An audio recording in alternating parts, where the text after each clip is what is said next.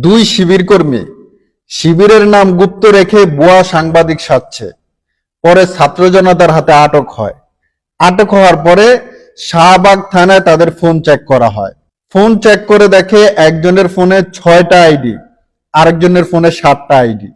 এই আইডি গুলো দিয়ে তারা মিথ্যা গুজব এগুলা প্রচারণা করে, প্রপাগন্ডা ছড়ায়। এরা অশ্লীল ভাষায় গালাগালিজ করে, এরা দেশের মধ্যে বিশৃঙ্খলা সৃষ্টি করে। এ হচ্ছে এদের নমুনা, এ হচ্ছে এদের কৃতিকর্ম। চলুন এদের ভিডিওগুলা দেখি। এই যে ভুয়া সাংবাদিককে ধরা হয়েছে, তার এই যে দেখেন একটা দুইটা তিনটা চারটা পাঁচটা ছয়টা 7টা আইডি, এরপরে আরো কয়েকটি আইডি থেকে সে লগ আউট দিয়ে ফেলেছে অলরেডি।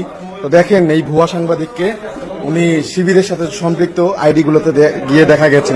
এইভাবেই তারা গুজব ছড়ায়। লোকের সাথে আরেকজনকে পাওয়া গেছে। এই ছেলের আইডিতে দেখেন কতগুলো আইডি পাওয়া গেছে, প্রায় 6টা আইডি পাওয়া গেছে মোটামুটি। ঠিক আছে, এই যে ভুয়া সাংবাদিককে ধরা হয়েছে, তার এই যে দেখেন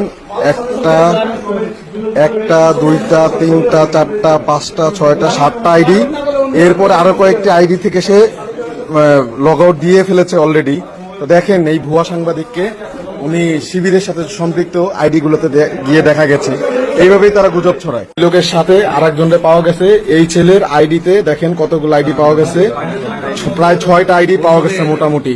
ঠিক আছে, লোকের সাথে আরেকজনকে পাওয়া গেছে। এই ছেলের আইডিতে দেখেন কতগুলো আইডি পাওয়া গেছে, প্রায় 6টা আইডি পাওয়া গেছে মোটামুটি।